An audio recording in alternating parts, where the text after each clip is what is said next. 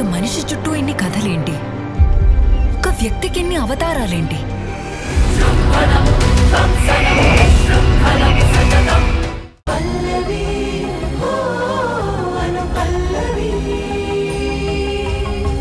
నీకు వాళ్ళ బాధలు గుర్తు చేయాలి. ఎందుకంటే మన స్టేటస్కి అవి తెలియవు కదా. ఇది ప్రేమ పెళ్లి మాన్సి. అది దక్కాలి అంటే అదృష్టం ఉండాలి. అవునవును, ఆ అదృష్టమే కదా వాళ్ళని మన ముందు కూర్చోబెట్టింది. లేకపోతే ఈ ఇంటి లోపలికైనా రాగలరా?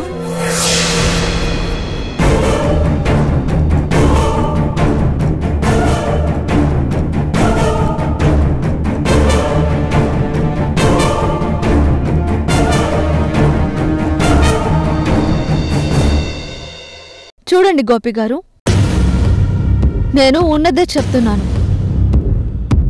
మీకు అర్థమవుతుంది కదా? ఇలా మీరు అస్సలు ఆలోచించకూడదు. డబ్బుల కోసం అక్కడక్కడ అడగడం, ఇబ్బంది పడటం ఇవేం వద్దు. మాన్సి, వాళ్ళు చెప్పేది వినాలి కదా. అయ్యో గ్రాని, వాళ్ళు చెప్పడానికి ఇబ్బంది పడుతున్నారేమోనని నేనే క్లారిటీగా చెప్తున్నాను. నా వల్ల మావయ్య మాటలు పడుతున్నారు. ఈ మాన్సి వ్యక్తిత్వమున్న మనిషిని నొచ్చుకునేలా మాట్లాడుతుంది. చూడండి గోపి గారు, మీరు కేవలం అమ్మాయిని మాత్రమే పంపిస్తే చాలు. కళ్ళు చెదిరే రేంజ్లో పెళ్లి గ్రాండ్గా చేస్తాం. కోటీశ్వరులం మేమున్నాం కదా, డోంట్ వరీ.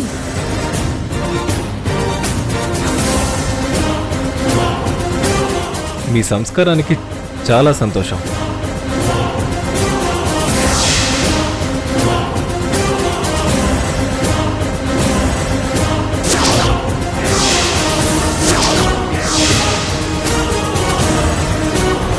మా సంస్కారం మాకుంది.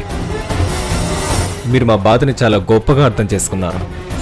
కానీ మీరు అనుకున్నంత బాధలు మాకేం లేవు.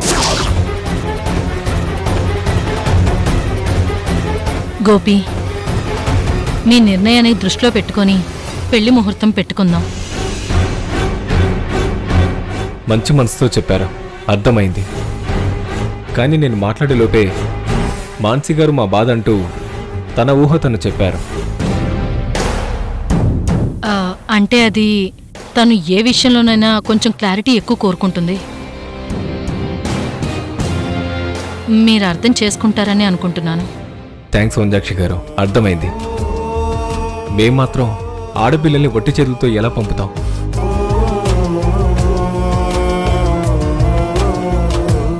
మిడిల్ క్లాస్ వాళ్ళం ప్రతి విషయంలోనూ క్లారిటీగా ఉంటాం. ముందు నుంచే ప్లాన్డ్గా ఉంటాం. వంజాక్షి గారు, మా మేనకోడలు పుట్టినప్పటి నుంచి సేవింగ్స్ చేశాం. కాబట్టి వాళ్ళ పెళ్లి గురించి కానీ ఇంకే ఖర్చుల గురించి కానీ భయపడే స్థితిలో లేము. మీ సేవింగ్స్ మా రేంజ్కి ఎంతవరకు సరిపోవచ్చు?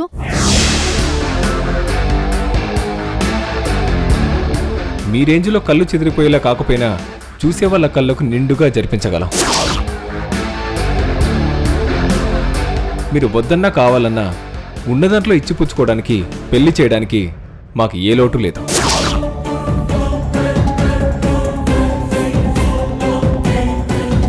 అయితే ఎప్పుడు పెళ్లి పెట్టుకున్నా ఏ ఇబ్బంది లేదు అంటారు.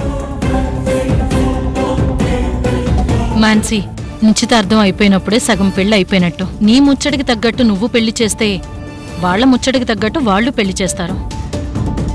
అదే గ్రాని, కలిసి చేసే పెళ్లి కదా. మన స్టేటస్ చూసి కంగారు పడతారేమోనని ఫైనాన్షియల్ సపోర్ట్గా మాట్లాడాను.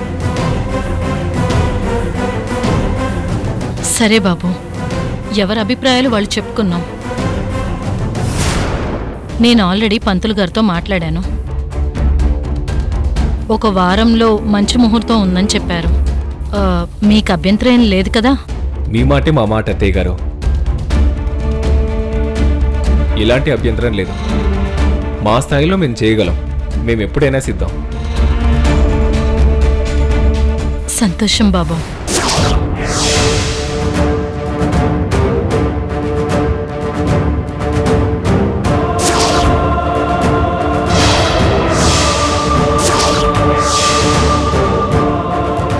అక్కర్లేదు, నువ్వు కూర్చోగ్రాని.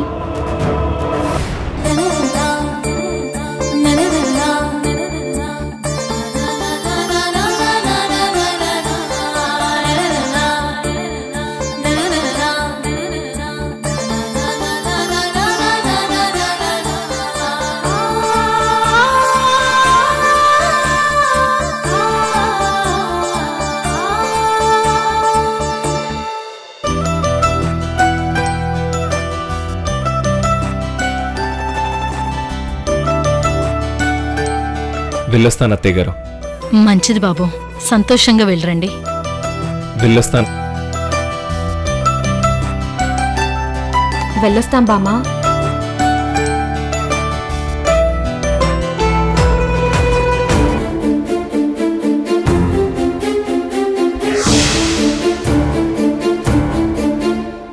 వినపడిందా వాడేమన్నాడు? మనం ఏమైనా అనుకుంటే అర్థం అవుతుందా అంటావు వెట్టకారంగా. ఇదిగో ఇప్పుడు నీకు అర్థమైంది కదా బాగా. నీకు తెలియాలనే వెయిటింగ్. చిలక్కి చెప్పినట్టు చెప్పాను, విన్నావా? అబ్బే ఎందుకంటావు? మా అక్కని ప్రేమిస్తున్నాడు, మా అక్కని ప్రేమిస్తున్నాడు అంటావు. చెప్పి చెప్పి అలసిపోయాను. కానీ ఆ బాబుగారు పైనుంచి దిగొచ్చి డైరెక్ట్గా చెప్పాక నీ చెవుల్లో తుప్పు వదిలింది. అర్థమైందా? అయ్యో బంగారం, అలా బాధపడుకు. నీ లవర్ ఫీల్ అయిపోతాడు. ఏం చేయమంటావు కార్తీక్? ఇప్పుడు ఏం చేద్దాం? కార్తీక్, ఈరోజు గుర్తుపెట్టుకో, ఫస్ట్ టైం నీ లవర్ ఏం చేద్దామని అడుగుతుంది.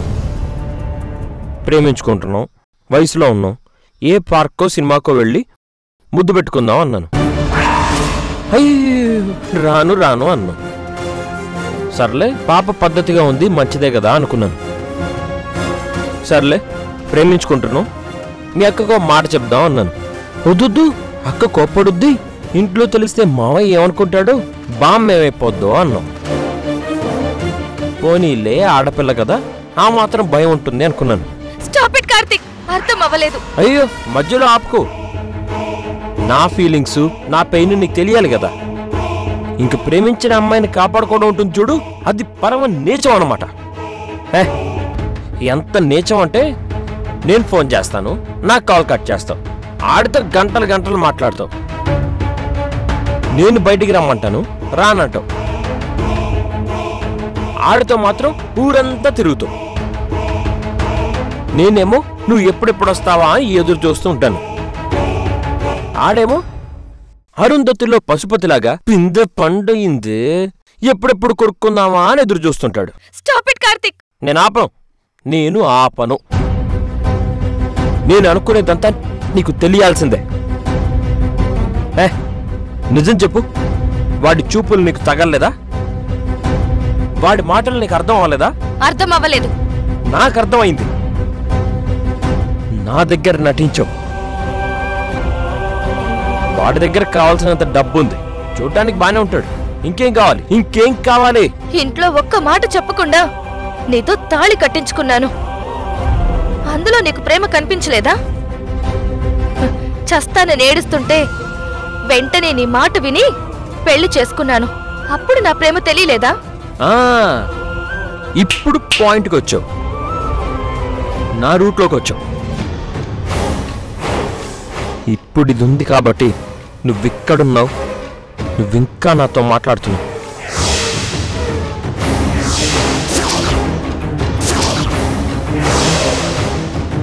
లేదంటే వాడు ప్రేమిస్తున్నాను అనగానే పెళ్లి చేసుకుందాం అనేదానివి. ఎందుకంటే వాడి దగ్గరుంటే రిచ్ లైఫ్ కదా. మారవా ఇంకా? నీకీ అనుమానం పోదా? పెళ్లి చేసుకున్నాం కదా, ఇంకా ఎందుకిలా మాట్లాడి చంపుతున్నావు? మన పెళ్లి కాదు, మీ అక్కకి ఆ చరణ్కి పెళ్ళయ్యేంత వరకు నా అనుమానం పోదు.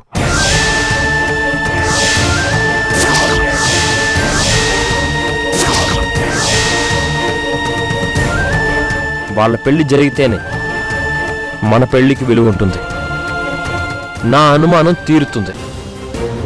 వాళ్ళ పెళ్ళే అన్నిటికీ సమాధానం, నా అనుమానానికి ఫుల్ స్టాప్. గుర్తుపెట్టుకో గుర్తుపెట్టుకో గుర్తుపెట్టుకో గుర్తుపెట్టుకో.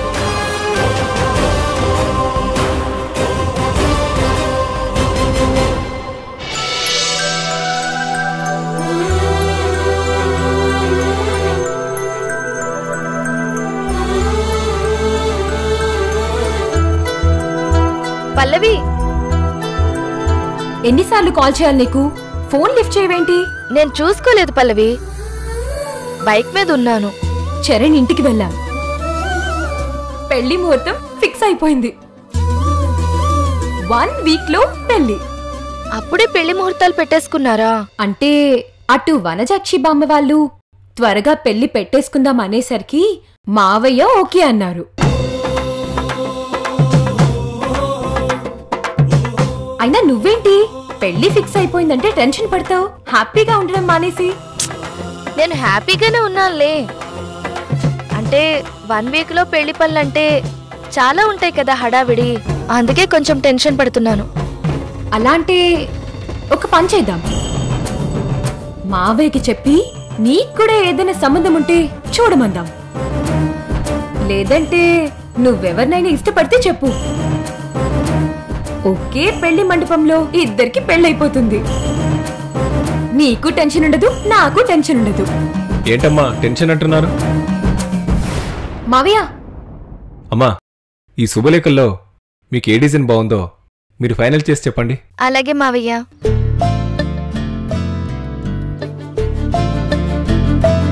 మావయ్య, దీనికి కూడా పెళ్లి చేసేస్తే ఇద్దరం ఒకే పెళ్లి మండపంలో పెళ్లి చేసుకుంటాం కదా. మనకి డబ్బులు కూడా సేవ్ అయిపోతాయి. చేద్దాంలే అమ్మా, తొందర ఏముంది?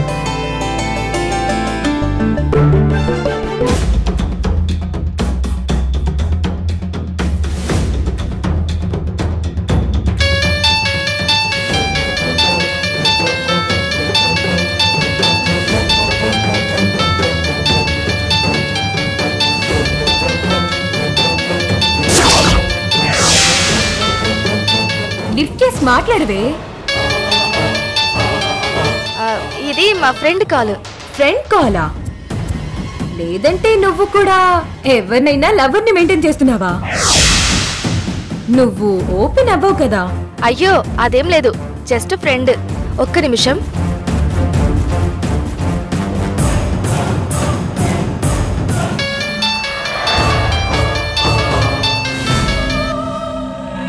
ఏంటి అనుష, ఆల్రెడీ ముహూర్తాలు కూడా పెట్టేశారు. నువ్వు మీ అక్కకి నిజం ఎప్పుడు చెప్తావు? నాకు కొంచెం టైం కావాలి. ఇంకెంత టైం కావాలి? నేను నీతో అర్జెంటుగా మాట్లాడాలి. నువ్వు ముందు రా. నేను మళ్ళీ కాల్ చేస్తాను.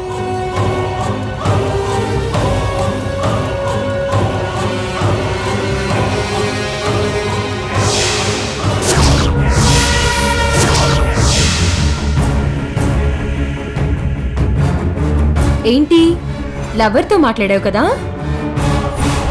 ఏం పేరు? ఏం చేస్తాడు? నా దగ్గర దాస్తున్నావు కదూ?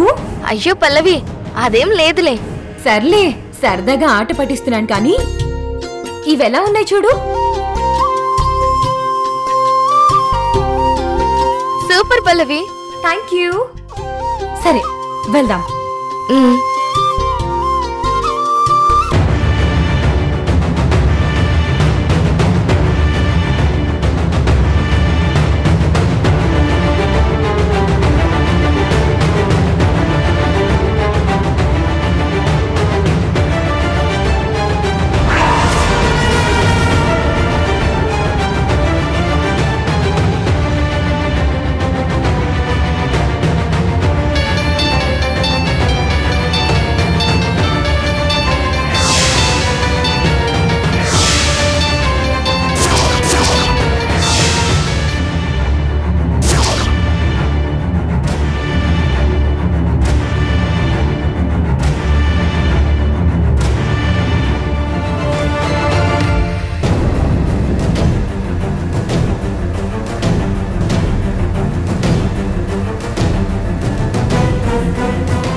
చెప్పాలి? ఎలా చెప్పి చరణ్ని ఆపాలి? అనుష లిఫ్ట్ చేయి. అమ్మో, అసలే చాలా కోపంలో ఉన్నాడు. ఇంటికొచ్చినా వచ్చేస్తాడు. పల్లవి, ఒక్క నిమిషం.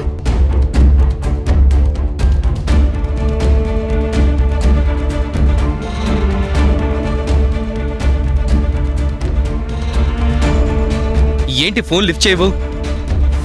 నా కళ్ళ ముందే ఇక్కడ అన్నీ జరిగిపోతున్నాయి.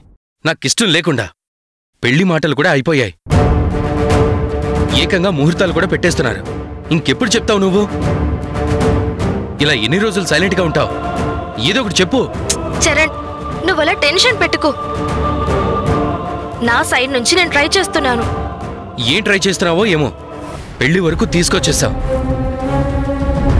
నాకు కనుక తిక్కరేగిందంటే మీ మామయ్యకి ఒక్క ఫోన్ చేస్తాను. నేను హార్ట్ఫుల్గా లవ్ చేసింది నిన్న అనుష. నేను నా లవ్ని చంపుకోలేను. ఈరోజు గనక నువ్వు రెస్టారెంట్కి వచ్చి కలవకపోతే బాగోతావు. అక్కడ నాకు ఏదో ఒకటి డిసైడ్ చేయాల్సిందే. సరే చరణ్, చెప్పావు కదా, టెన్షన్ పడకు, వస్తాను.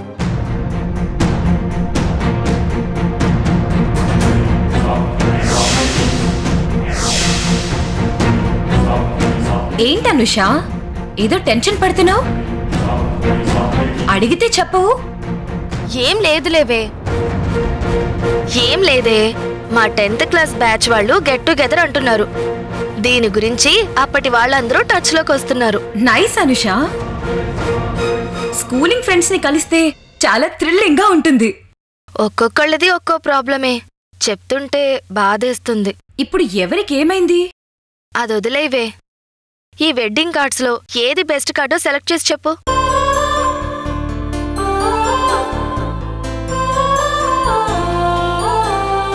ఈ కార్డ్ బాగుంది, సింపుల్ గా సూపర్.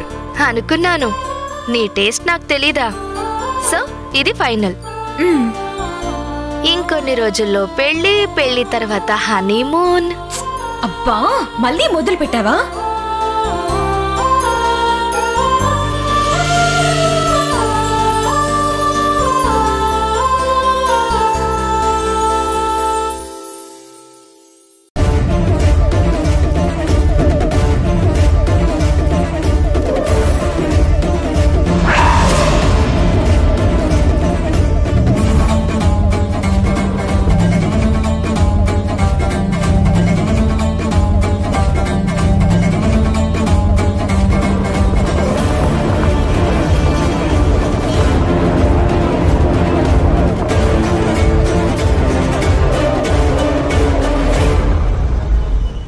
నువ్వు ఇలాగే ఏదో ఒకటి చెప్పి పోస్ట్పోన్ చేస్తూనే ఉన్నావు.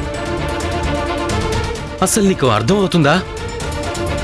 ఒక పక్క చేతిలో శుభలేఖలు పట్టుకొని ఇంకా చెప్తానంటావేంటి? తాళి కట్టే వరకు తీసుకొస్తావా? నువ్వు చెప్తావా? ఇప్పుడే మీ మామయ్యకి ఫోన్ చేసి పల్లవిని పెళ్లి చేసుకోనని చెప్పేమంటావా?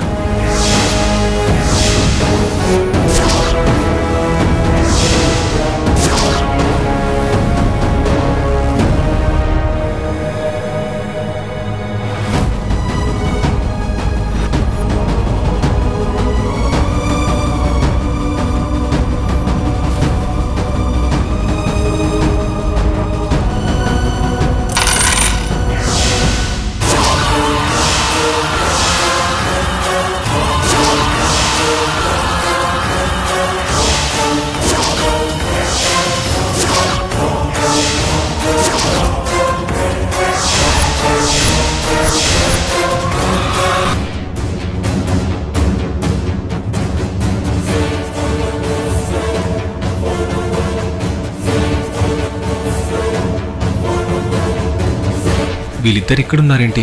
పైగా గొడవ పడుతున్నారు. ఏంటి చరణ్, ఏంటి మీ ఇద్దరి మధ్య గొడవ? చెప్తాను. చరణ్ గారు, చెప్పండి చరణ్. ఇంత దూరం వచ్చాక ఆగడం ఎందుకు? అసలు గోపి గారు ఏం జరిగిందంటే, బాహుబలిలో దేవసేన లాంటి అమ్మాయిని తీసుకొచ్చి నీ తోడికోడలు ఇదిగో వదినా అంటాడు అనుకున్నాను.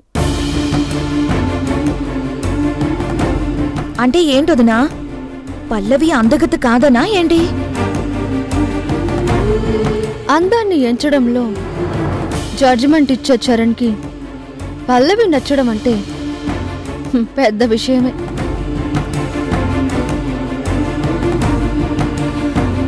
చరణ్ పెళ్లి విషయంలో ఫైనల్ డెసిషన్ తనదే కదా.